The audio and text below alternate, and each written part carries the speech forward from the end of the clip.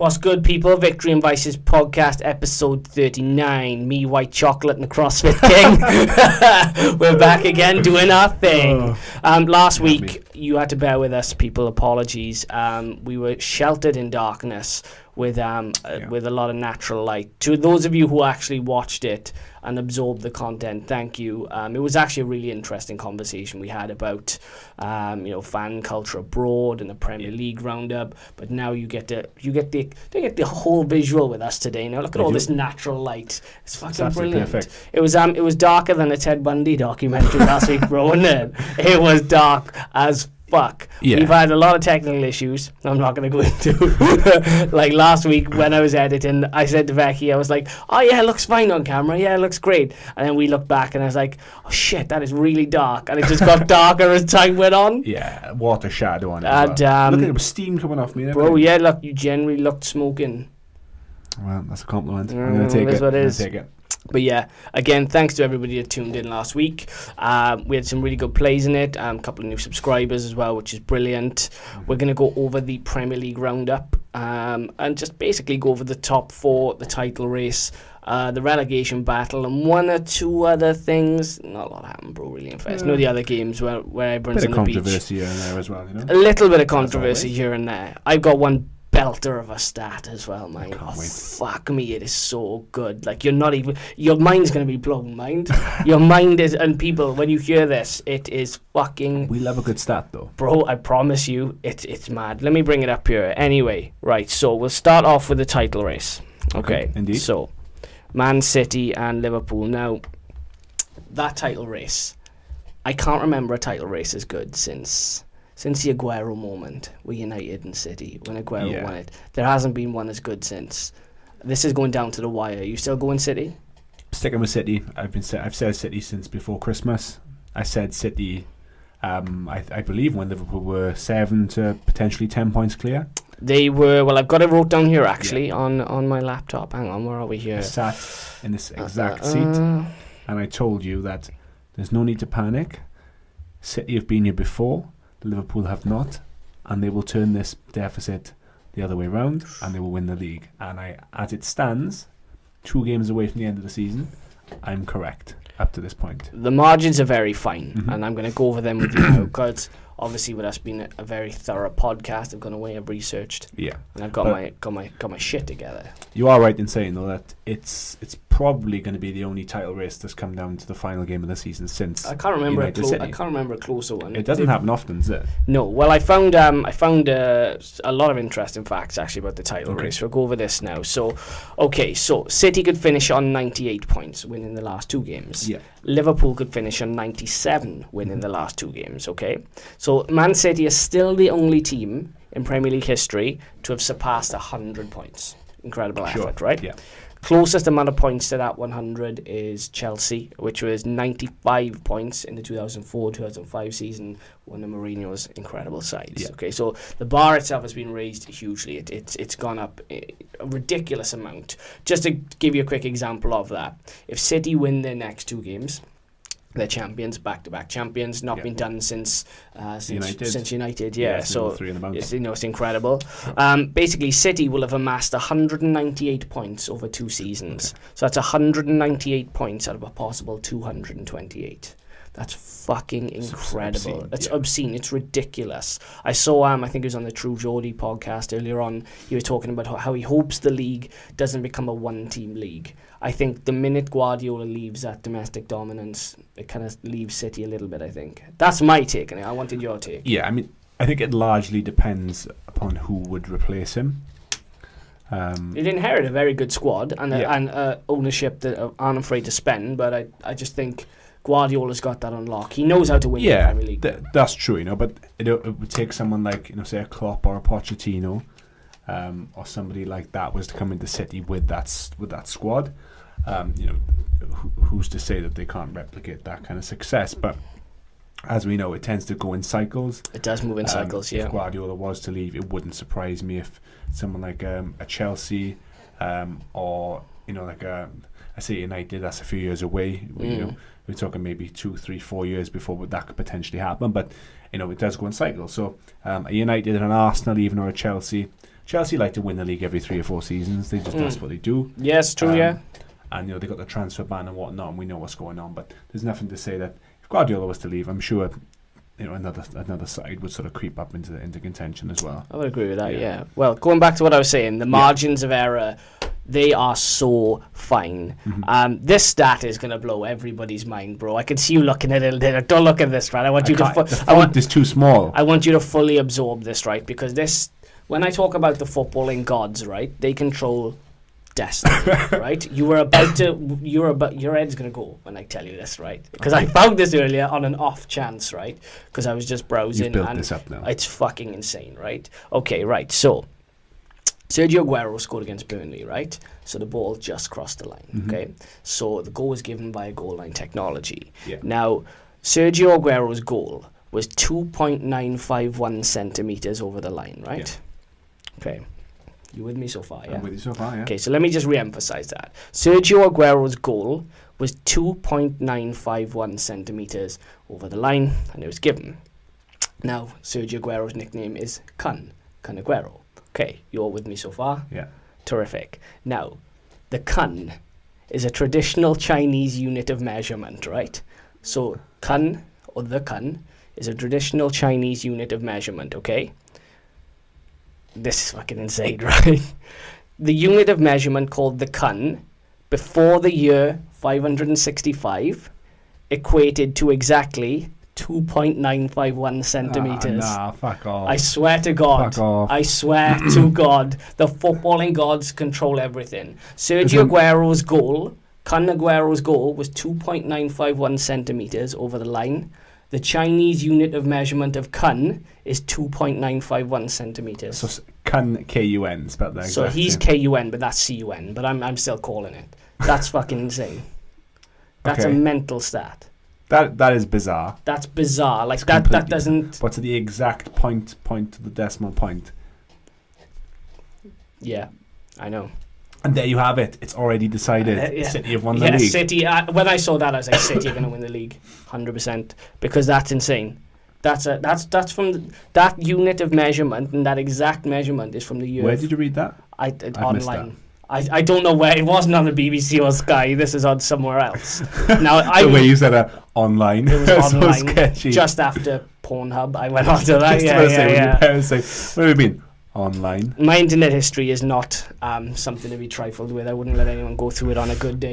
But yeah, that's insane. So yeah, the traditional Chinese unit of measurement called a kun, Aguero, the kun. I'm telling you, the footballing gods work in mysterious ways, bro. They really do. But it's fucking nuts. But yeah, back. Yeah, that's mental. That is. Yeah, it's crazy. Yeah. It's actually bizarre. But as you were just saying, on January the 3rd, Liverpool played Man City. Liverpool was 7 points ahead, could have gone 10 points ahead. Yeah. Gap got reduced to 4. That's kind of where, I wouldn't say it went downhill for Liverpool, right? Because they've done very well since. But ultimately, they've had a few. They've had a couple of draws. That's it. It's not like it's been their bad. season hasn't gone downhill at all, really, because they are likely to amass 97 points and go through a whole season with just one defeat, which is a superb record. And that, like you say, other than the City of this season and the last, has never been matched. It is just unfortunate for them, however, that the team that they're competing with is an incredible side, and stands only 2 games away from yet again denying them the Premier League. Well, get this, people. Get this as well, because I've gone away and done my history. I've gone as far back as 565, but now I've come into the what present. What are you coming with next? Again. So Liverpool currently on 91 points. Yeah. In 33 of the past 37 seasons, that would have been enough to win the league. 33? 33 of the past 37 seasons. So not the Premier League, but the league overall. So, so the league in general. So it's an insane stat that Liverpool have amassed so many points and might not win the league. I say might not because there is a glimmer of hope. That Leicester game is a very tricky one, but they have to go to Newcastle, which is also very hard as well. I wanted to get your take on this, right? Just to fire a question back your way. I read a couple of articles. I think the Sunday Supplement posted one. I don't know if you've seen it.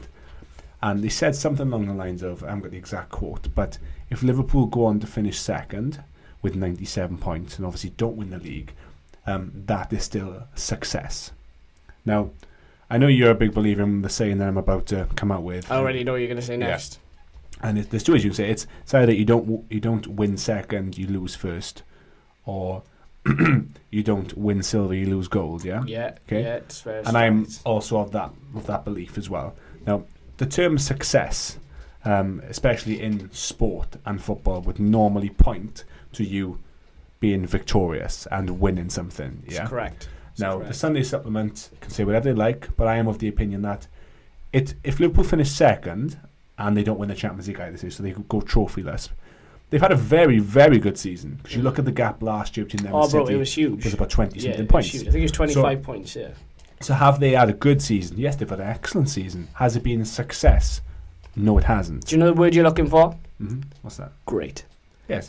This is what people... When we talk about...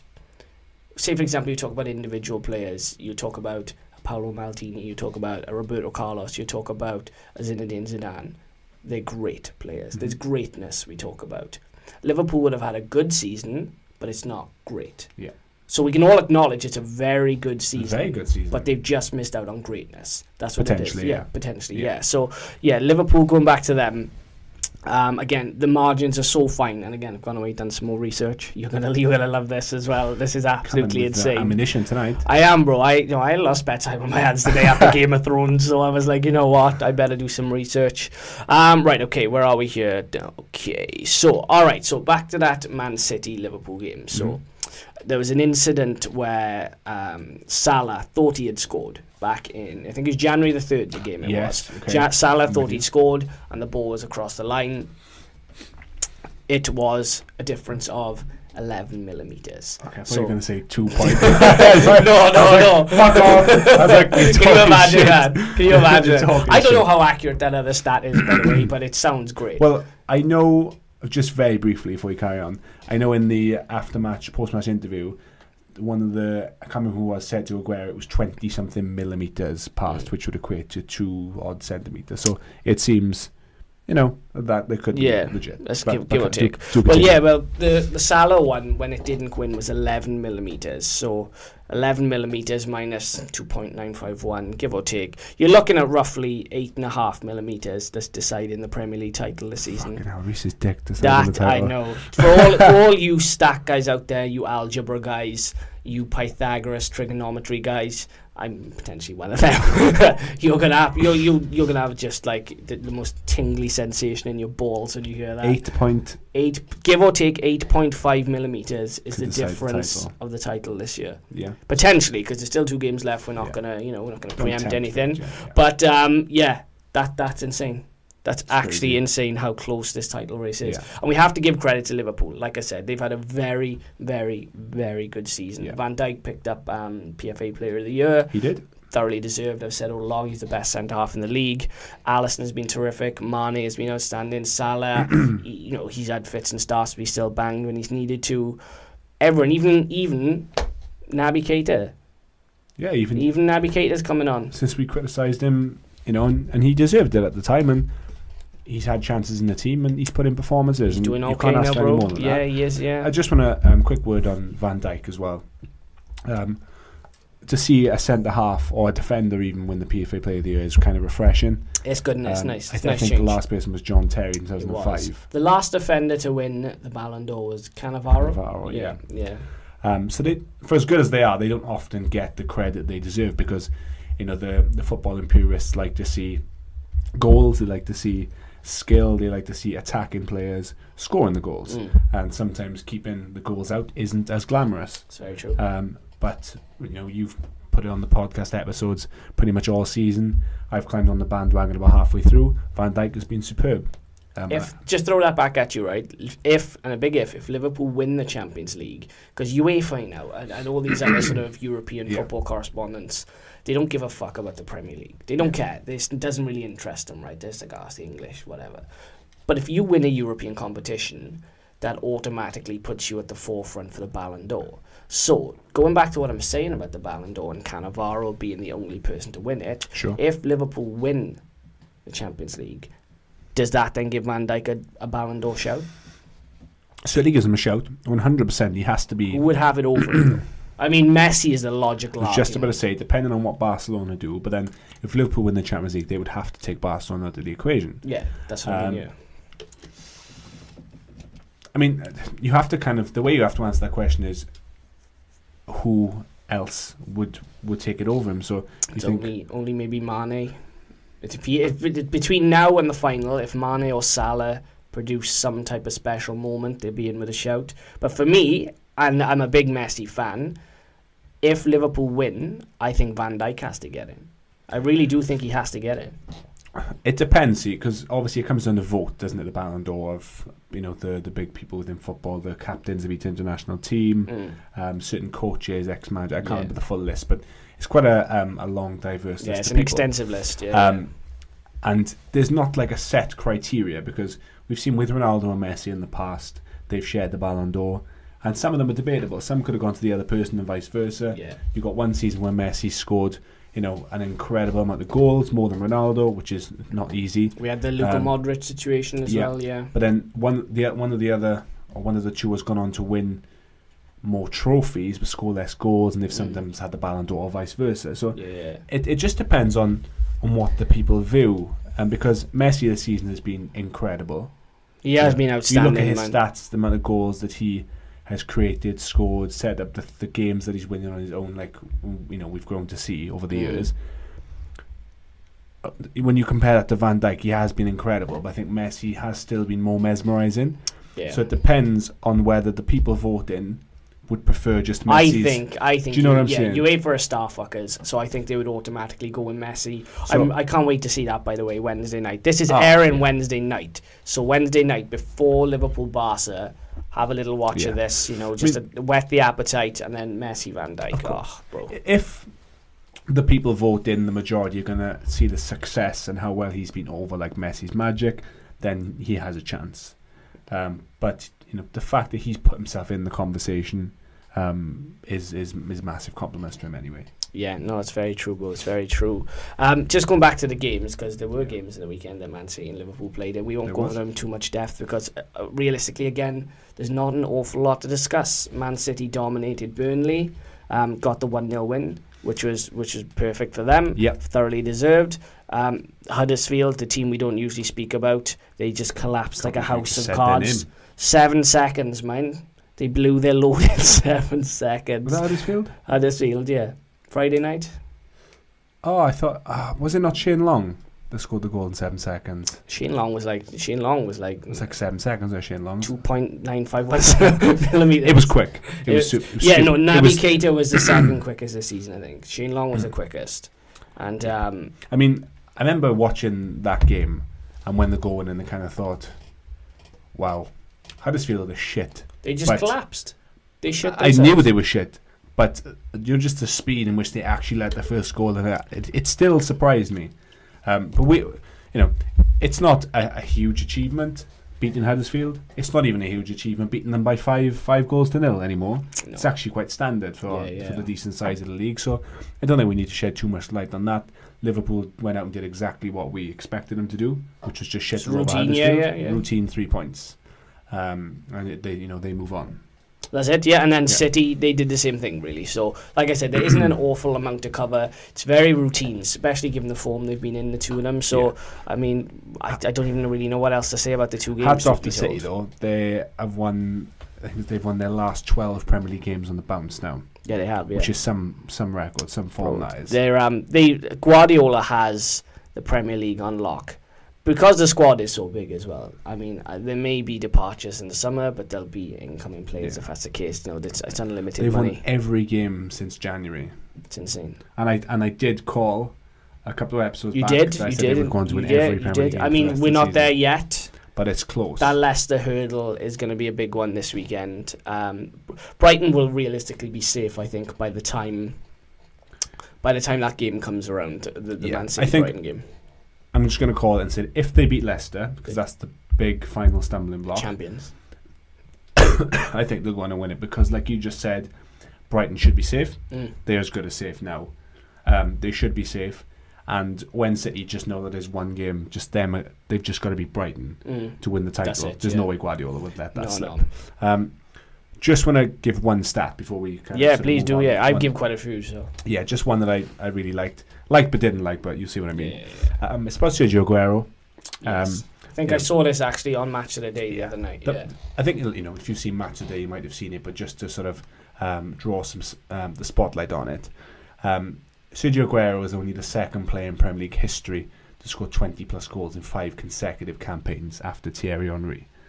Now, I don't want to sort of devalue that or underestimate that at all, because when you think that he's only the second ever player to do that, you think of the strikers that have played in the league for more than 5 seasons, like your Shearers. I think Shearer did it for what's it again? So Sergio Aguero is only the second player in Premier League history to score 20 plus goals in 5. Well, I'm sure they said on Match of the Day Shearer did it for 7 seasons. No, he won the Golden Boot. I think it was, he was top goal scorer. Oh, but it wasn't 20 plus goals. Yeah. Got you. Okay, right. Yeah. So going back to that, to say that you've got people like Rooney, people like Alan Shearer, Van Nistelrooy, Van Persie, Suarez. He wasn't there for 5 seasons. No, I know, but Andy Cole, Les Ferdinand. You're looking at people like Hasselbank, Sheringham, York. I don't know how long Bergkamp was there for. Bergkamp would have been there more 5 seasons. You think of Drogba. The list goes on, but I think the quality of strikers that we've had in the Premier League, players who've played there over 5 years and still haven't been able to consistently do that. So obviously I'm not his biggest fan. We pointed to a moment earlier when he scored that last goal. So obviously, the Aguero moment. That's unbelievably iconic, though. I'm not even a Man City fan, right? But when I hear it, I'm just like, part of me dies inside as a United fan, but then part of me thinks, fuck, that's just a mad piece of history. It's a mental piece of history. Funny, right? Story. I was reading about it again the other day. I think it was last season when City were playing Leicester. They were asking Aguero about Jamie Vardy, and he turned around and he said, "I've got to get his shirt after the game." And they went, "Why do you want his shirt after the game?" And he's like, "My son's his biggest fan." Bear in mind now, his son's grandfather is Maradona, and his father is Sergio Aguero, and he's like, "Fuck you two, I want Vardy's shirt." That's unbelievable. Chat shit, get banged.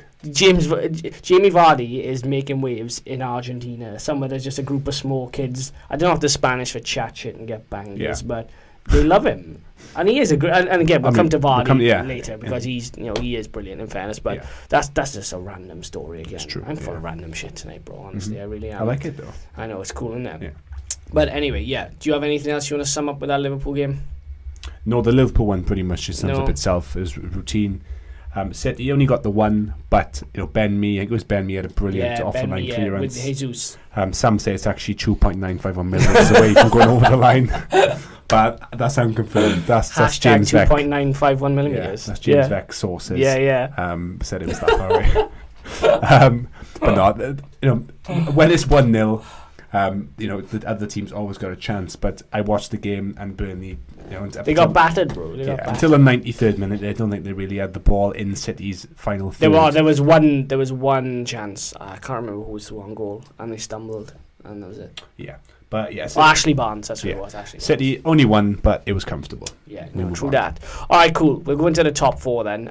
We'll go team by team, right? So we'll try and do a team before the interval, and then we will do the rest after the interval. Yeah. Okay, do you want to start with United? I hate starting with United. I know, I really dislike talking about United lately. Okay, no, I'll kick it off. I really dislike talking about them, to the point now where it really wears thin. Do you know, I went in my drawer before coming over here and thought, what t-shirt should I wear? And there was a selection of United shirts, and I just thought, just go without. I got an Aguero shirt on, so Jamie Vardy next week. I haven't got a United one. I'm going to break it into the two halves, because I think they were a little bit different.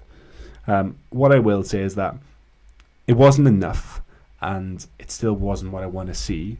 Yeah. But based off the Everton game and the City game, the first half up until the Chelsea equalised, I thought United were okay. The word I would use is okay. They created a few chances. They were on the front foot. They obviously got the goal. They pressed and they looked okay. They don't look anything like the United I want to see or you want to see, But in comparison to previous performances, I thought there was a decent response. They seemed a bit up for it. They got the goal, and had they've gone into half time at 1-up, history will also tell you as well. It always comes up. United have never lost a game at home in the Premier League when they've led at half time. Oh, really? Is that the case? They've never ever lost in the Premier League. Which it tells you when they get to half time, if they're winning, that's the way it stays. Or they can draw, but they never lose. But that De Gea incident, another one, that's a few now that he's had in the most recent he's got a lot of credit in the bank, though, and he will come to that. He does, yeah. We'll come back to that, as you said, but when that happens, there's nothing you can do about it. They're the 10 players in the pitch. There's nothing they can do about that. No. De Gea's made the error. It's done. Okay, it's 1-1. What you then need is a response. And yes, you could say it came at the wrong time. It was just before half time. Yes, you deflated. I understand that. But I'm sure Solskjaer at half time would have said plenty of positive things. He would have tried to rally them to go out again, but I didn't see it. The second half, they were just so flat. You needed a response, they didn't get it. And that's what frustrates me. Yeah. And it took until maybe the last 2 or 3 minutes of the 90 and in an injury time, they seemed to have a little bit of urgency. You had the Rojo chance. Chelsea, apart from the equaliser, which was, by a little bit of fortune, they didn't really offer that much. I didn't expect them to. Yeah. But they got away with a point. So, first half I thought was okay. The second half there was just nothing in it. I don't know what you think about that. Right. I feel like me and you are in this like abusive relationship with Manchester United, right? Because they can never love us the way we love them. Yeah, that's true. They can't, right? And that's it's, again, boils down to victory and vices, right? They can never love us the way that we love them. Yeah. And I just feel like they consistently let you down, and that's an abusive relationship. You love them and they just let you down constantly, and it's toxic. Like, it's just United is just I get stressed thinking about it. There's so much, there's more questions than answers, right? And I've got, absolutely, for example, now Marcus Rojo, right? Like, the guy is such a liability. I don't know how he's still at the club. He came on, right? And he literally tried to break Willian's ankle. He should have gone, right? You could see VAR goes. Next season there is you're getting done. Yeah. And I just looked at him and I was like, where's your composure and character? Same with Bailly. Let me tell you about African Phil Jones, right? How are you going to get injured again? How do you have access? Did you see the replay of his injury? Fuck his injury. How did you though? No, I didn't. I said, I was watching it with Aleri, and that's his missus, by the way. Shout out to Aleri for sticking through that with me, guiding you through it. And when he went down and he was sort of on the floor and he was injured, she said, and I quote, "I bet he was not injured." Like the typical non-football fan watching football. Yeah. She likes rugby, so there's that physicality side of it. So when she sees a footballer go down, she goes, "Oh, look at him pretending to be injured again." And 8 or 9 times out of 10, she's probably right. Yeah. But then when you saw the replay, I think it was Kovacic or whoever it was, was sliding, and Bailly's leg went wrapped around his, because he was sliding, the momentum took him, and it did look nasty. Now, I do agree with you 100% that Bailly's injury record is fucking awful, but I will give him this one because he's out for the rest of the season. That was a nasty injury, and he was unlucky. But even up to that point, he was still overly aggressive and rash, and it's almost like with Bailly, same with Rojo, that they have decent physical attributes. Yeah, we've said this before. He's quick, Bailly. He's strong. He's physical. He's just a massive. He's well built. That's why. But then, as a centre half, sometimes you have to use your brain and not your muscles. You know what I mean? So Van Dijk is a big strapping man. He's 6'4", 6'5", but he uses his head because he's a Rolls Royce footballer, right? That's why there's composure, there's character, there's leadership. Eric Bailly is the African Phil Jones. Now, I haven't seen the replay. I was just on Twitter trying to look for it. But I can guarantee that in Eric Bailly's head, he should have not been in near that tackle. Possibly, yeah. There's a million of different positions Eric Bailly could be on the pitch, right? And he could be defending a certain way where he's calm, composed, and he doesn't need to dive into things like that. But he does it all the time anyway, and Marcus Rojo is the same. Marcus Rojo is made of fucking Argentinian steel. That's why he doesn't break. Eric Bailly's body is not designed for top-level football. How many injuries have you seen Sergio Ramos get? When was the last time you went, oh, wow, I can't believe Sergio Ramos is out for X amount of time? Doesn't use fucking bulletproof, that's why. Because his body is designed for top-level sport. I cannot re-emphasize this enough to people, and I got into a debate with some United fans as well on Twitter who were like, oh, Eric Bailly, he was playing so well up until the injury. You've just summed him up in a fucking sentence. He can't play more than an hour without getting injured, or getting yellow-carded, or getting red-carded, or giving away a stupid goal. He shouldn't be at the club. Marcus Rojo, same situation, shouldn't be at the club. It's so frustrating, and I was glad Roy Keane went in on them after the game. I really enjoying Roy Keane's punditry. Roy Keane, excellent pundit, right? Terrible manager, but an excellent pundit. Every single nail he hit on the head. He was like, that's not good enough, that's not good enough, that's not good enough. And I was like, thank God someone is calling him out. Mourinho tried to dig him out, right? And everyone got no, we live in sensitive times, don't we? Where people are like, oh my God, you can't say that about people, no. And everyone was on the Martial bandwagon. Martial has been utter piss. I know there's videos, me and Becky were looking as well just now, of him, United fans really going in. What was he doing? He's in the warm-up, and everyone else is warming up. But he was just standing there. In fairness to Martial, what I will say is that they're only 2 30-second videos, so I'd have to see an extended version of him warming up. Yeah, you can quite easily paint an incorrect picture. But I mean, ultimately, you can you can dissect it how you want to dissect it, right? But you know, don't let 2 30-second videos fool you to the point that Anthony Martial, there's ample footage of him playing football for 90 minutes where he's done nothing. He's been worse and useless, and this is after getting a brand new contract. This is after getting tons of support from the fans as well. And I don't want to say he doesn't try, right? Because I don't want to question anybody's professionalism. But again, the guy has been playing football since he was 8 years old, maybe younger. You know what you've got to do. Why are you not doing it? It's the thing with Martial. It's his attitude which really irritates me. Do you know and I think I've said this before. Do you know if he tries a dribble or a pass, or somebody tries to put a pass into him and it doesn't quite come off, or he gets tackled and the ref waves play on because he doesn't think it's a free kick, he always does this thing where he like throws his arms up in the air or like points and like looks at the ref and goes, oh, it does all this motion. When you've been tackled, and I'll come back to this later on another point, but from whatever age you started playing football in school, before you were told how many players play the game, the first thing you're told is play to the whistle. So if you were tackled, if you're playing for Manchester United, right? If you were tackled and the referee waves play on, what you should be doing, like a Rooney would do or a Tevez would do, or a Fletcher or a Carrick or track back, a Ferdinand or a Vidic, you get back up, you turn around and you run the fucking other way. Yeah? You don't sit on the floor and look at the ref and go, oh, ref. Or someone goes to play a ball through and it doesn't quite come off. And rather than actually try and chase the cause, like Aubameyang did, like chase the keeper the other week and got a goal out of it. Yeah. Rather than try and chase the cause, he's going, I was need, and then all of a sudden, then the play's back up the halfway line and he's still sort of turning around. Do you know what I mean? It's attitude. His attitude is wrong. You've summed up that United squad in a nutshell. The whole attitude and character is wrong. Do you know what? I'm going to go in on United now. So we're going to do this for another couple of minutes. We'll go to an interval. And then we're going to come back to United and we're going to go in on them again. Beast mode activated. We are, because I got too much to say, because it's fucking really annoying me. One person I wanted to bring up very quickly, just before we go to the interval. Again, we'll continue it after the interval as well. Gary Neville had some really harsh words for Romelu Lukaku. Said he looked unfit, which is really interesting given it's the business end of the season and where you should be at your physical peak. Lukaku, he said, was blowing after one long run, and he didn't have a lot to give. Quick question, yay or nay? Because again, we'll go over in a bit more depth after the interval.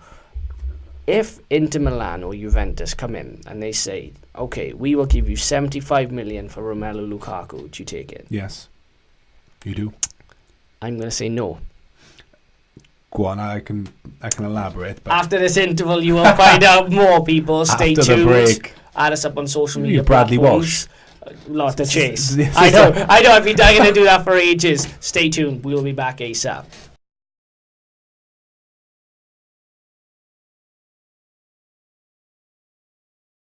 And the Lord said, let there be light. VV podcast. We're not podcasting in the dark like last week. We are shedding light on everything. All right, back to Manchester United, because I got enough to say about them, and we're going fully in on them, because we got to dig them out basically, because it's been shit. All right, we're on about Lukaku, right? So Neville said he doesn't look fit. You said you would take 75 mil from him in the summer. Yeah. I'm going to say no, only because I like his goal scoring record. It stacks up. And I think if you surround him with the right players and give him some quality service, he'll score you goals. Yeah. That's my take. Now, your take is the opposite take. Explain. Yeah, I just feel that you have to play a certain way to accommodate a Romelu Lukaku. Now, at the moment, they're trying to play this, and I emphasize the word trying because they aren't. But it's almost like the way that they want Lukaku to play is like an Aguero. Like they're playing balls through the channels, like trying. But I know what you mean. Yeah. As if like he's got this fantastic movement or this electric pace that are going to put a ball in behind, and he's going to do like what a Vardy does, you know. Like Romelu Lukaku is. I don't mean to state the obvious here, but he's the complete opposite of a Jamie Vardy. Oh, bro! But that's almost 2 different players. That's almost like the way in which we're trying to play with him. Now we know what Lukaku's strengths are. Yeah. We know that he's great in the air. We know he's physical. We know he's good at holding the ball up and bringing other people into play. You know, and he needs people to feed off either side and do things for him. Do you know what he needs? He's like your traditional number 9, isn't he? Yeah. And do you know who saw that in him? Mourinho. And do you know who Mourinho tried to get to accommodate that? Even Perisic. Yeah. Mourinho saw it. Mourinho saw that Martial and Lukaku are completely different, because Martial is not an out-and-out winger. Now, if you play a fluid front 3 like Liverpool do, where you have a Firmino, a Salah, and a Mane, where everybody interchanges, it's all about pace, movement, technique, you can incorporate a Martial, a Rashford, and one other, shall we say. Yeah.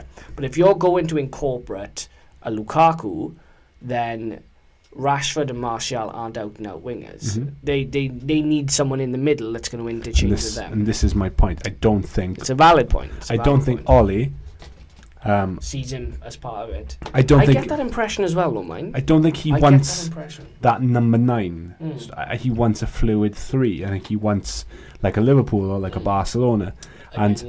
If they were to swap, for example, now I don't know if this would pay off, but if they swapped a Lukaku for like an Icardi... Oh, Icardi's a brilliant football player. But he's got issues. Fuck me, he comes with some baggage. You think Paul Pogba is bad? Yeah. Wait until Icardi's misses turns up in Manchester. Jesus Christ! But that kind of player. So, I wouldn't just sell Lukaku, and have no plan. Yeah. If you're going to sell Lukaku, because if I'm Solskjaer and I'm saying, look, the man has great attributes, but it's not sort of going to work with the style I want to play. Then if they're going to sell Lukaku, the person that needs to come in for 75, 100 million needs to be the right fit. Do you know who I would sell instead of Lukaku? Martial. I would sell Martial. I would generally rather have Lukaku in a squad, someone who can get you 20 goals a season, than Martial, I just don't rate Martial that highly. I don't either. Reece does, surprisingly. But I'm not surprised that Reece has ever disagreed with us, because that's what he does. I'm not averse to I'm not averse to Lukaku staying. If he stays, I'm not going to complain. Like I've stated. Yeah. He has attributes that can work well for us if we play a way which suits him. It plays to his strengths. So I don't mind him being in the squad. I think he's a good player when used correctly. But if Solskjaer isn't going to do that, then I think if money comes in, then he can go. Yeah, Mourinho saw it. He wanted Perisic, and they wouldn't get rid of Martial. The problem I have now moving forward, right, with Manchester United, and we've said on previous podcasts, Mourinho tried multiple times to get players out to the club. Manchester United, A, wouldn't take a hit on the transfer fee, because they were like, no, we're a business, we're not doing that. And B, there were non-football people interfering with football decisions. I don't think that's going away this summer. I think even with Mike Phelan as a potential director of football, Ed Woodward is far too involved. He's far, far too involved in making decisions that he should never be involved with in a million years. And that's going to come up with Pogba now, because Pogba to them is more than a midfielder. He's the biggest marketing tool at Manchester United. Ed Woodward isn't going to want to let that go. We now have a problem, because same question, right? Because we've asked you this previously. If Madrid offer 150 million for Paul Pogba, do you take that in the summer? Yeah. Yeah, same, 100%. I would 100% take Pogba. out of that Manchester United team, reinvest the money elsewhere, and I would start back to front. You look at Barcelona taking Coutinho for 130 million. Look what they replaced him with. That's just one example of, if you, at the time it seemed like such a huge loss losing Coutinho, because obviously he was very, very good for Liverpool. Yeah. But you reinvest that money properly. You have a good scouting network. You have a good sort of a situation going on behind the scenes in terms of transfers, and look what you can do with it. I listened to a very interesting piece. It was short, but it was with Ian Holloway on TalkSport. Yeah. And they were kind of asking him his opinion on the current situation at United, the sort of the scouting situation, the transfers, the rebuilding, all that kind of thing. And he said that when he used to manage against Sir Alex and Sir Alex sides, the one thing that was evident was that Alex Ferguson was massively in control of the scouting network, and he held all the cards, he controlled what happened. And he said that as soon as he saw that, even if it was just one player or a couple of players were either not right anymore, or they weren't up to the level or the standard, they were gone. There was no January dealings or any of this nonsense. He said he had, his scouting network was efficient, and it was everything that you wanted it to be. And as soon as he saw something, straight away, early doors, he fixed it. Do you know who the key person in all that is? David Gill. David fucking Gill. David Gill, right, is not a football man in a sense that he has coaching badges or he's got any experience playing football. But he said, you know what? I'm good at my job, you're good at your job. We'll make the two work. And do you know what he does? He listens. Yeah. He listens. That's so fucking key. Ed Woodward doesn't listen. Ed Woodward wants to make the decision for you. David Gill is like, how can I help you make the decision? That's the difference. Mourinho, I want to get Darmian out. Oh, I can't get Darmian out. No, we're not doing that. I want to get Martial out. No, we can't get Martial out. Ed Woodward does fuck all on a playing side. He's brilliant, like I said to you before, from a marketing standpoint. But who is Ed Woodward to decide if a player is good enough for Manchester United or not? What credentials does he have? He doesn't have any. But surely you could shift Ed Woodward to a commercial position. Well, this is what they're trying to do. Now they're going to go, okay, Mike Phelan will be our director of football or technical director. Mike Phelan's job then is to... I don't know what his job is. I'm assuming his job now is going to be identify players with what you would call Manchester United DNA. Yeah. And those players then have a certain level of playing ability and character that come into that side and make a difference. As to who handles the transfer, I don't know who does that, because if that's Ed Woodward, it's like oil and water. Mike Phelan's going, this guy could make the difference for us. This guy could win us a league. And Ed Woodward was going, I'm not paying an extra $5 million for him. Well, what needs to change is that decision, something needs to happen where that decision doesn't lie in Ed Woodward's hands. He's a Glazer puppet, though. You got to understand, he was the investment banker that handled the takeover for the Glazers. Then they give him the job at Manchester United. He's so far out of his depth. Bear in mind, he missed Marouane and Fellaini's buyout clause and then ended up paying more than the buyout clause of Marouane and Fellaini. There's incompetence and then there's incompetence. He's still chasing after Gareth Bale. He's still DMing him. Do you want to join us? They chased Cesc Fabregas for an entire summer, and Cesc Fabregas went, "No, I'll go and join Chelsea." They chased Sergio Ramos for fucking ages. He went, sign a new contract. They're still on about Varane because he's a star fucker. Ed Woodward doesn't know what he's on about. He doesn't know what he's doing. He really vexes me. He really, really vexes me. And going back to another big decision, which I'm seeing on Becky's laptop right now. Yeah. David De Gea. Now, Gary Neville made an interesting point that if you drop him, you lose him. And Souness agreed. They were like, he's got too much credit in the bank. If you drop him after all of this, he's gone. Mm-hmm. But then the issue we have with De Gea is he's only got a year left in his contract. David De Gea doesn't want to sign a new contract by the looks of things unless he gets a certain amount of money. Realistically, where do we go from here? Because it's a standoff. Because De Gea is going into the final year of his contract. Do you stick with De Gea and let him go for free? Or do you take 60 million for De Gea and go, you know what, we'll have Romero as number one, and then we'll have Dean Henderson as number two. Dean Henderson racked up more clean sheets than League anybody Grant. else. He's there as Well, well. Lee Grant as well. But Dean Henderson is a prospect now. And maybe Dean Henderson is better off at Sheffield United in the Premier League, but then there's Joel Pereira as well. Yeah. So there's quality to come in if needs must, right? I think De Gea will sign a new contract. I hope he does, because he's a think he will. tremendous goalkeeper. With regards to his mistakes and, if you drop him, you lose him, I think what could help is that there are only 2 games left of the season. Guy Neville mentioned it. He needs a break. The end of the season can't come quick enough for him. Yeah. Now, looking at the fixture list, you've got Cardiff and Huddersfield, the last 2 games. You couldn't really ask for 2 better games on paper because Fulham are on an upturn. So Cardiff and Huddersfield, if you said what 2 sides in the league would you like to face for the last 2 games, you probably pick them too. You would 100% pick them too. Because Fulham are on a bit of an upturn now as well. So. And you would hope that, and you'd like to think that with United's situation, it's you win your last 2 games and you see what happens, with United. Yeah.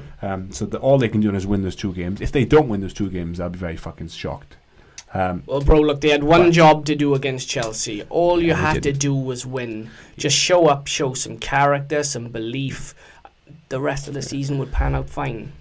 I don't foresee De Gea facing too many problems against those 2 sides.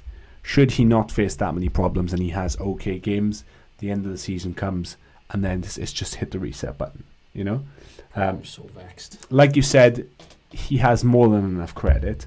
He won, I think it's the Players' Player or the Player of the Year 3 or 4 seasons on the spin. He's kept United in rightly so many times. You can say, he's cost us X amount of points. We would have lost the City game anyway. Yeah, that's facts. The Everton game would have lost that game as well. Because he had the Sigurdsson one. David Seaman actually said on TalkSport, I think they've been a little bit harsh with that one. The Sigurdsson goal in? Maybe. David Seaman said, from a goalkeeper's perspective, he has hit it well and low, and he kind of hasn't seen it coming. So he's saying, yes, could he have done better? There's a possibility, but people are saying it's a howler. It's not a howler. This one against Chelsea is a howler. The one against City is a howler. So you think of the points that De Gea has won us over the course of 3 or 4 seasons. Huge amount of points. Huge points. Huge amount of points. And you look at what he potentially cost this year. You can't balance the 2 out. They don't balance out. So I know. He's going through a bad spell. His confidence is very low. But like I said, there's 2 games left. If he can get through them and they can get him to sign a new contract, then with the whole sort of pre-season, then perhaps he can come back, hit the reset button. Yeah, no, true that. Just to round that up very quickly with De Gea, there's 2 options. You either keep him for a year and let him go for free, or sell him now for 60 mil. What do you do? You sell him. Yeah, same. Totally agree. I don't want to see De Gea sold, but we spoke about the commercial and the business side of it. What's the point of letting him go for free? You've got people who say that Sergio Romero is the best number 2 in the world. Yeah. And on evidence, I don't think you can argue too much with that. No, he's a very good goalkeeper. So if it means that you sell him for 60, 70, whatever million, and Romero comes in, I don't mind Romero coming in. I'd have no issue with that either. No. While they, go on the hunt. So yeah, that's fine. All right, cool. Yeah. So going back to the game, there's not a lot to talk about. Again, it was actually second half was really piss, considering the amount of quality that should have been on show. Oh, God, I don't even want to talk about it. One thing I wanted to point out regarding Chelsea, Gonzalo Higuain, he looks like every single 40-year-old that plays 5-a-side in a leisure centre on a Wednesday night.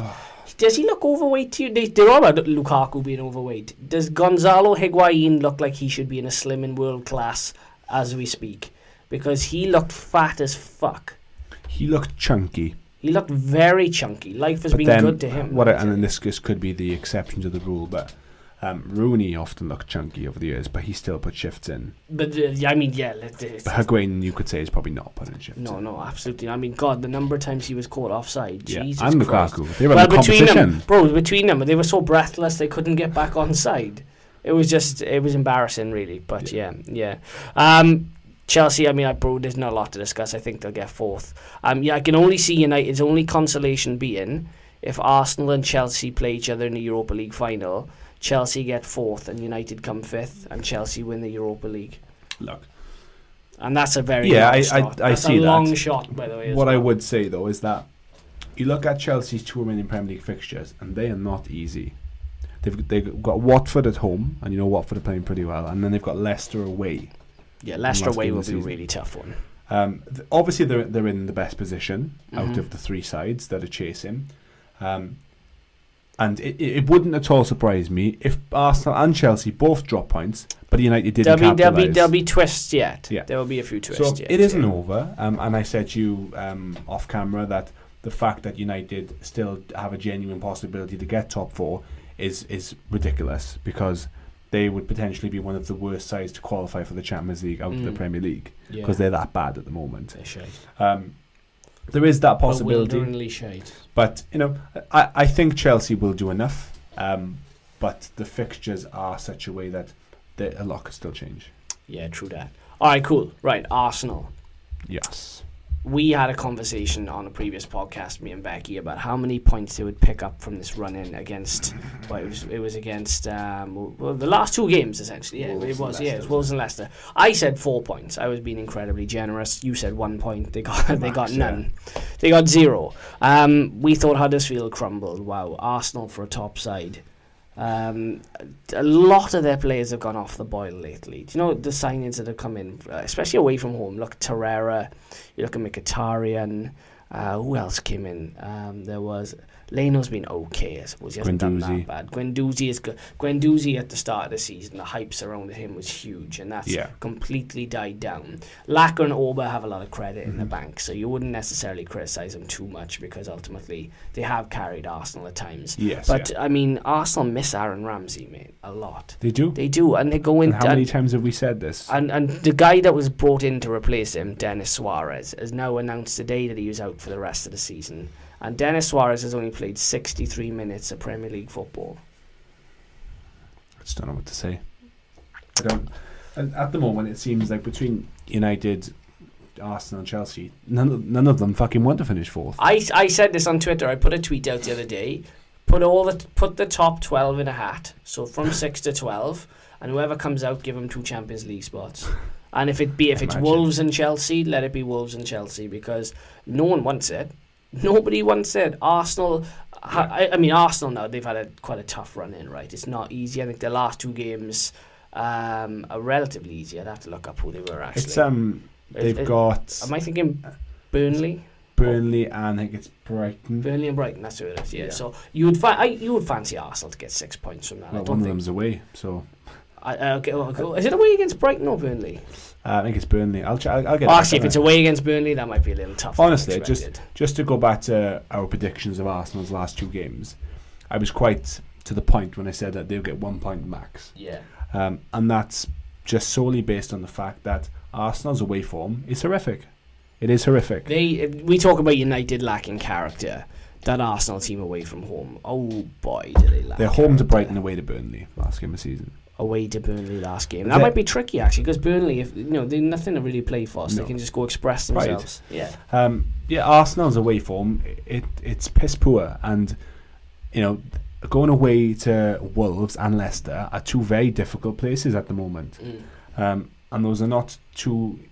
Leicester especially, Leicester on fire. And Wolves have just been good against the top 6 all season. They've beaten 5 of the top 6. Yeah. I think it's only Liverpool. They beat them in the cup as well, though. But it's only Liverpool that they haven't managed to get anything from. So as soon as I saw those 2 games on paper, I said to you, they'll get a point at maximum, and they've got none. I thought they would show a bit of heart. No. I couldn't have been wrong. I couldn't have been more wrong if I tried. It wasn't even just 2 defeats. They just battered. Rolled over. Yeah, they got battered. And got rinsed. I know. Yeah, it's terrible. There was a massive hype made about United getting battered 4-0 by Everton. It was everywhere, social media, because everybody loves to hate United when that's the way it is, and everyone was taking a piss out of it. But Arsenal lose 2 back, concede 6 in 2 games, lose an aggregate 6-1, and it just sort of just peters the out. real winner?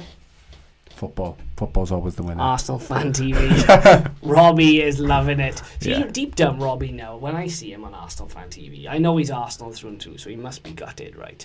But at the same time, when Arsenal wins, Arsenal fan TV is so boring, right?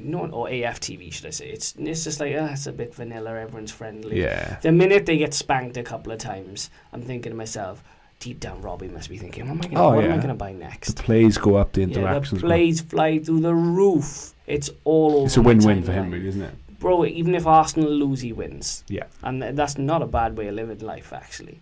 Do you know what I mean? He's turned his victory and his vice into a nice little profit. Yeah, so, exactly. Yeah, good on him, fair play. But yeah, Arsenal, I don't really know what else to say other than ballsless. I think rather than sort of giving Arsenal much Let's attention, give Leicester some credit. some attention. Yeah, I wanted. We spoke actually, and you took my question because you asked me before we came on. So I'm gonna ask you instead. Mm-hmm. Would you take Yuri Tielemans at Manchester United? The way he's playing at the moment, yeah, I would. I think he's a very good player. He's got a bit of everything, isn't he? Yeah. Technically, he's very good. Tactically, he's very good. I don't want to jump to a conclusion as people saying, "Oh, he's had a few good games, whatever."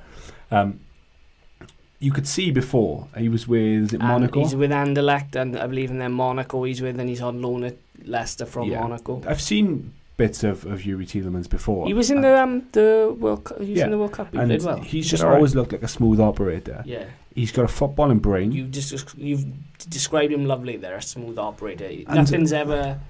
I don't know what the word I'm looking for. Nothing's ever rushed with him. Yeah, and it's like, no matter who he's playing against, whether it's an Arsenal or a Chelsea, or even he's playing against Huddersfield or Cardiff, it doesn't change for him. And he had man of the match against Arsenal. He's scoring goals, he's assisting goals. Even if he's not getting the actual assist, he's involved in the goal. And everything just looks easy to him at the moment. Yeah, he is only 21, I believe. Is he? He's only 20, 21. Certain, actually. I think he's 21 years old, from what I read. He's a pup. A huge prospect. Oh, bro, he's got a lot of potential. They're talking 40 million for Leicester to keep him. I don't know if Leicester can maybe afford that type of money. I think Leicester can, and I think there'll be a lot of backing now with how well Rodgers is doing. But does Tielemans want to stay? Yeah, and there'll be a struggle to keep him. Yeah, 100%. Because his parent club are going to want him back. Based on I this. don't think he'll go back to France now. I think Leicester, whoever's advised him, by the way, we talk about stepping stone clubs. His advisors, bravo to them, because they've said to him, look, use this 6 months as a stepping stone. You will get a contract somewhere else as long as you do what you're supposed to do. Good things will come. Good things will come, and that's sound advice. I got a question for you. Yeah. In terms of the Premier League, do you think that Leicester is the best club that you could go to develop yourself? If you're someone like a Tielemans or a Maddison. Do you mean outside the top 6? I just mean any team in the Premier League. With a player that's got huge potential and is sort of knocking on the door of getting to a very good level, I just don't think there's a better club you can go to than a Leicester. Because if someone like that or a Maddison goes to like a Spurs or a Chelsea, he doesn't get game time. There's different expectations as well. Yeah. But I think Leicester's almost like that perfect level. They're in and around the sort of 7th, 8th, 9th, 10th. They play good football. There's good players around them. I think if you go to a Leicester, then you can do good things.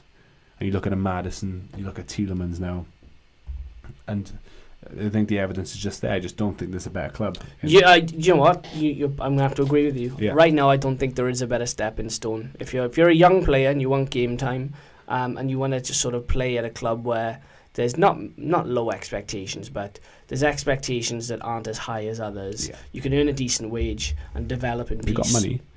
If you're if you're that age, you've got great potential, ability. You could go places, but you're not quite there yet. If you've got, and if you're that person I've just described, and I'm your agent or your manager, and I'm saying, you've got Spurs are after you, Everton are after you, Chelsea are interested in you, Leicester are interested in you, I would honestly be saying to you, Leicester's a great shout. Yeah, no, it's a good shout. It's a very good shout, actually. But that's just my opinion. But I like it. To mention as well, the fact that Yuri Tielemans got man of the match over Jamie Vardy also tells you how well he played. He had a cracker. Because shift the attention to Jamie Vardy. He's been superb lately. Chat shit, get banged. I think he scored 11 in 11.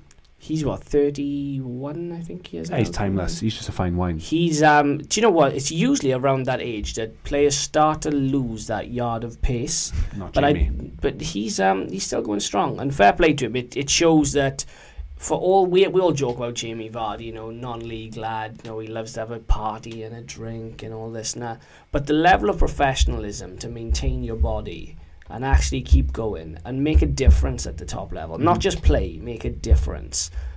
fair play to him, because that's not an easy task. Absolutely, it's really not an easy task. And again, it's not like he scores against the minnows, so to speak, and he then scores doesn't against show all up. the big sides. Bro, he scores against record. all the big sides. His top 6 record is right up there. His stacks right up. I'll give you some stats now on Jamie Vardy and then the game in general.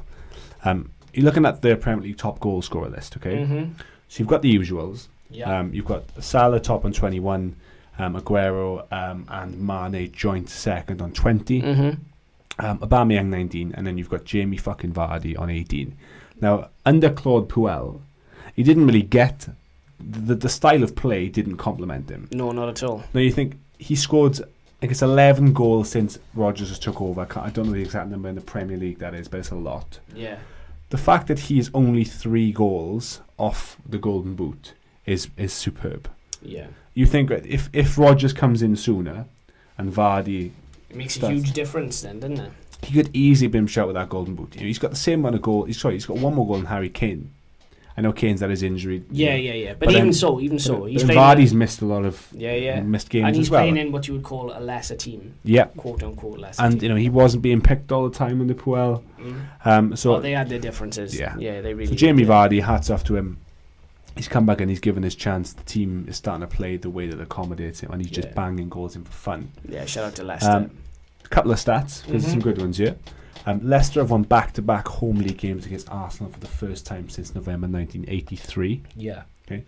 Arsenal have also lost 3 consecutive league games while conceding at least 3 goals each time for the first time since May 1966.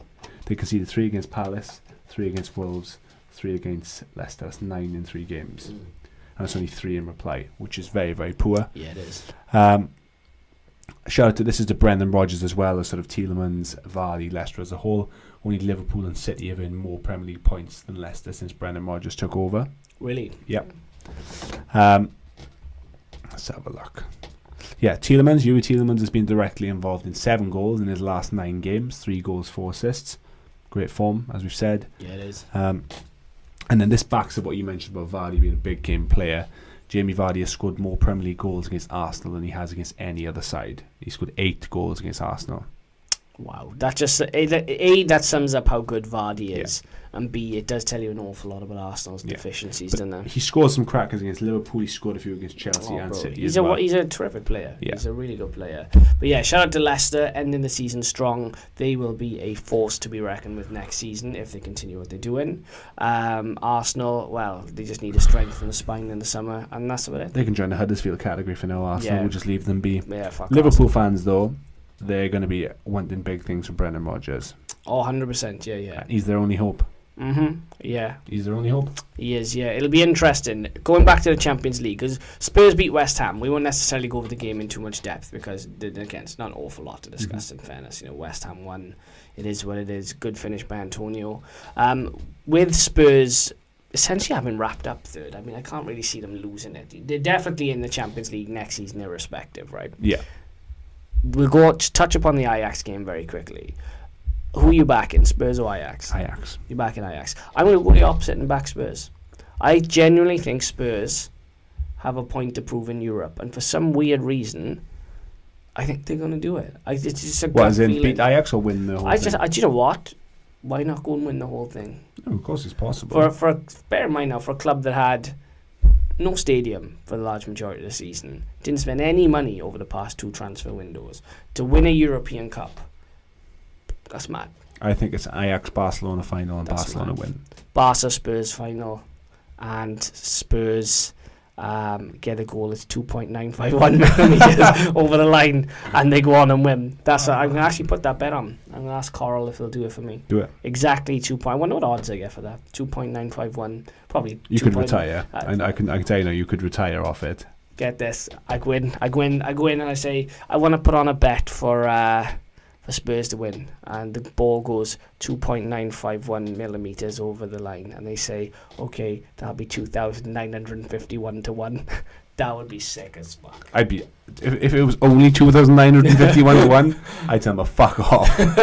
I'd still take that bet though. I still take it. I'd want 259,000 and point something to 1. I'd still take it, and I put a pound on it. So I don't Do bet. So yeah, but I think Spurs are going to win, right? I generally think that Ajax side, as good as they are, there's just something about that Spurs team. They're resolute. There's character and there's belief. And if Son shows up, they're going to struggle to contain. Ajax, the sexy football. It's just Ajax in history are a great side, and if this side is going to get ripped apart, we know it's coming. And I think before that happens, they're going to have a last hurrah, and I think they're going to make the Champions League final. Okay. You saw what they've done to Madrid and Juve. There's 2 footballing powerhouses, and I just think over 2 legs, they'll have enough. Okay, we shall see. We're recording this on the Monday. Spurs is tomorrow, so we'll get back in due course with all of that. Very quickly, your player of the weekend. Catch me off guard. My player of the weekend. The name that comes to mind first of all is Tielemans. Yeah.